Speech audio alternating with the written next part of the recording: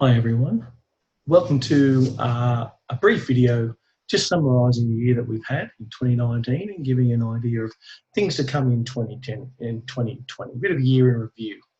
I was going to send an email but ends up with a bucket load of dot points, a lot of writing and that gets pretty boring. At this time of year, it'll probably get deleted. So a quick talk and hopefully that's a little bit more interactive for you. Firstly, can I say thank you very much for your efforts throughout 2019. It's been a massive and challenging year on a number of fronts as the program and the university has been transitioning on a number of levels. You may be aware that the university has undergone a significant academic restructure over the past year following the relatively traumatic professional services restructure the year or two before that. The School of Science and Health is now split into the School of Science and then separately the School of Health, and that's where we sit as a program. The road to the splitting of the schools and the academic restructure has been really challenging. Things have been left till the very last minute to come to fruition, and that's led to a huge amount of uncertainty and anxiety, to be honest, amongst academics throughout the university as they wait to see what this new structure would look like and how they might be affected. From a permanent academic perspective, the Dean, the Deputy Dean and the DAPS and the academic course advisor roles have all been re-engineered, some more than others.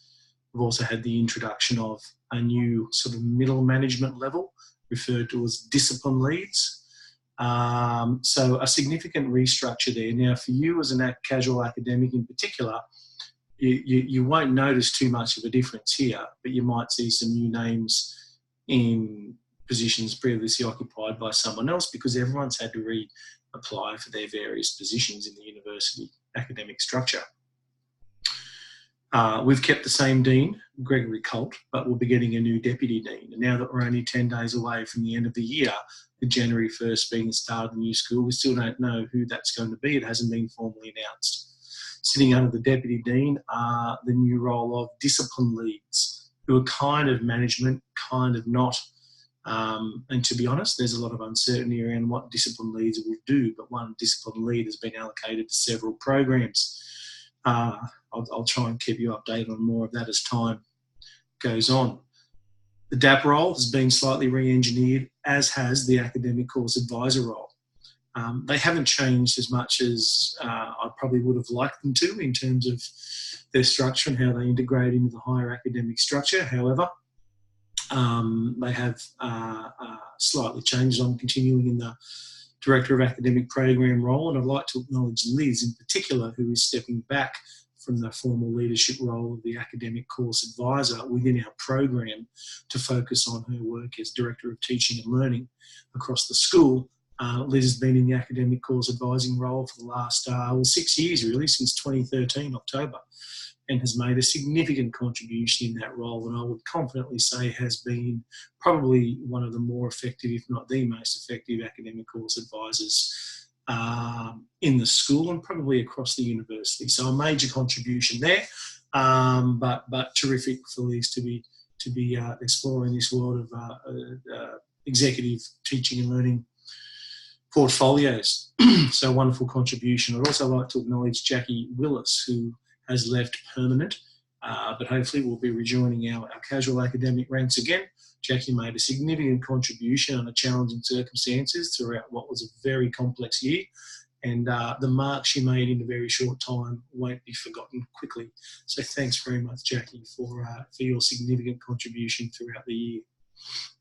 The program is in a period of change, as I said, some change in terms of the leadership positions, some change in staffing. We're currently recruiting for a replacement academic for Jackie at the moment, and the outcomes of that probably won't be known until around January 2020.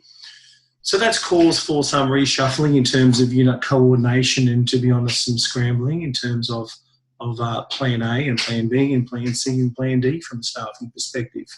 But we're working through those complexities as best we can and hope to have things clarified early in the new year in terms of our permanent academic workloads and roles, but also the opportunities available for the casual academic team. I've been meeting with the casuals, most of you, as much as I can over the last month or so, catching up, talking about the year that's been, and then getting a sense of your needs and your interests and your capacity for 2020. We are going to continue with the process of rostering that we trialled in the second half of last year. We're going to refine. We've learnt from errors that we've made in rolling out that process last semester, but I'm convinced that it is what we need. It does meet the needs of the program more effectively and helps develop you as an individual more effectively. But we made some mistakes. We overlooked some key implementation issues, and that led to some significant errors in the middle of the semester with who was doing what, and that arose from incorrect emails being distributed, all of which I'm happy to take the overall responsibility for, because that's what I do. But we've learnt, and I think we can improve and we can fine-tune that system, but that system will continue nonetheless. I know it was probably half a dozen of you who had significant confusion there around the mid to late semester about when you were and were not working, and I apologise sincerely for that. But I think we can improve that, and we will, and we'll move forward with it in 2020 in a slightly adjusted format. Always open to your feedback on those sorts of processes, so don't wait for an interview with me as part of a performance review to put forward your thoughts. My door is not always open physically, but I'm always available to drop me a text, give me a call on the phone. We'll organise a time to talk and take your feedback quite willingly, and I encourage that. In 2020, we want to spend some time committing to improving the way we bring casuals into the program. The onboarding side of things. I think we do it fairly well most of the time, but it's a little bit ad hoc at the moment, and that means that for some casuals who might be new to the program, they may not have received the support that they really needed, probably through to dropping through the cracks in a busy period, and that's not acceptable. So we're going to improve on that, work on that to try and make that integration of the program smoother and more comfortable for casual academics starting with us. So that'll be an interesting project, and I'll be seeking your feedback on that, and I value your feedback on how best to bring people into the program as we move into 2020.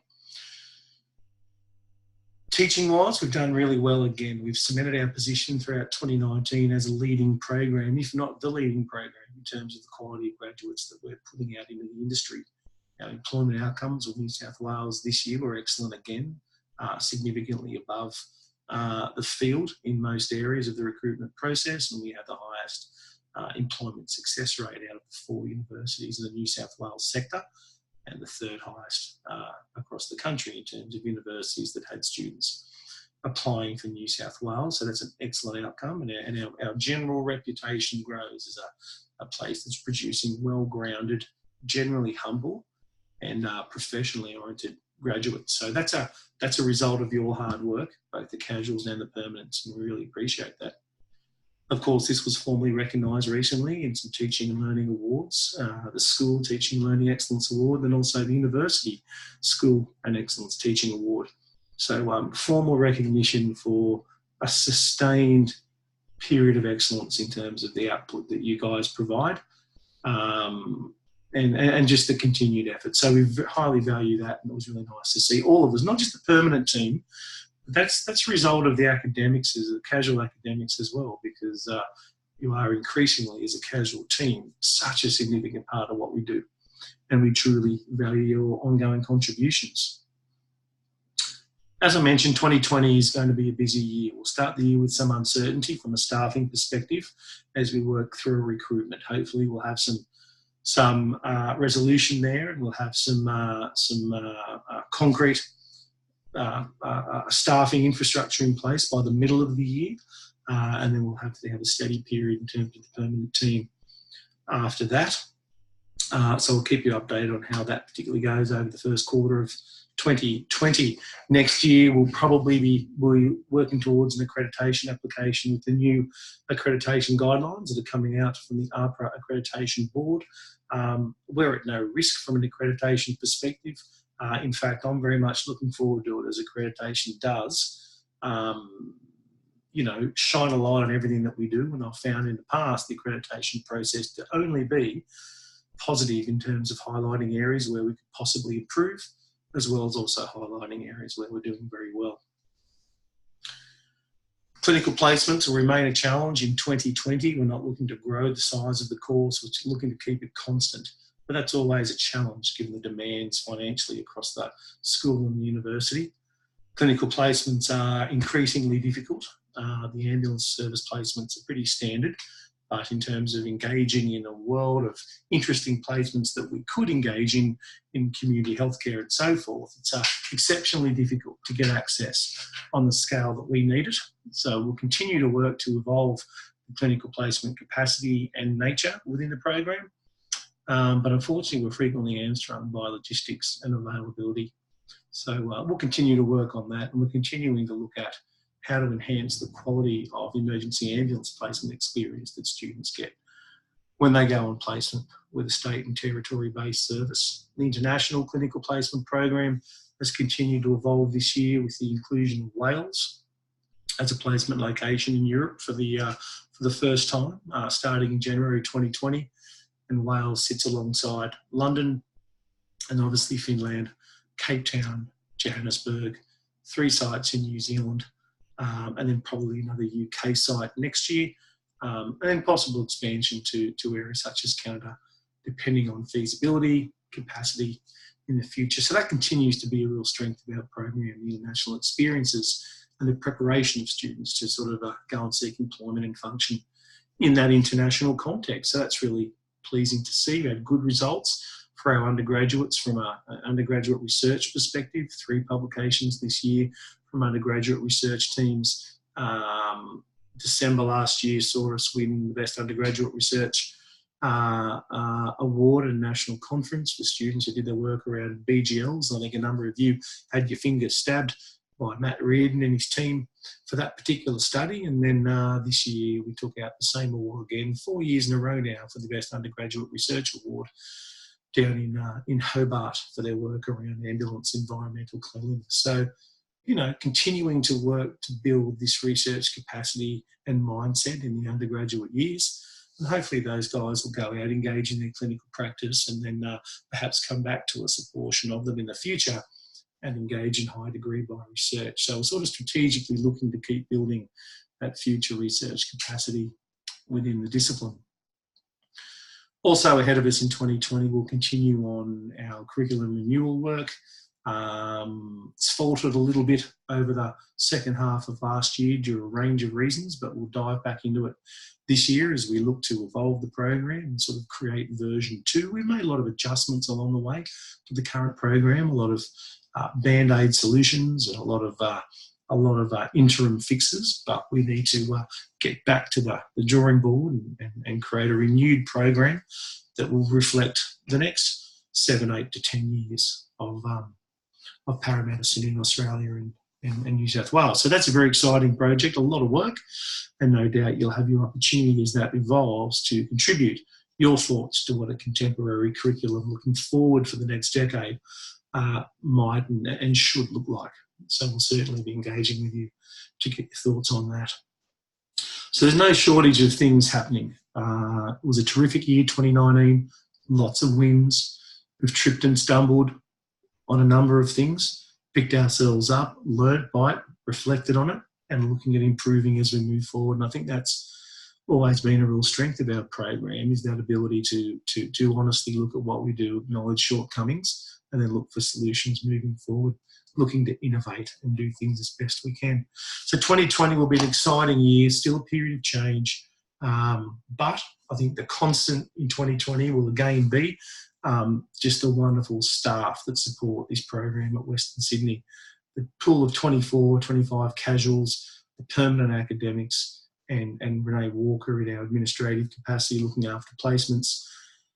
Just a terrific team of people, and I think many people comment that you don't get many better places to work in terms of the people you're surrounded by than you would in this program at the moment. So thank you for your excellent efforts. Thank you for your commitment to the program, and I look forward to trying and catch up with you, those that I haven't already caught up with in January, and then looking for a very successful 2020. So Merry Christmas.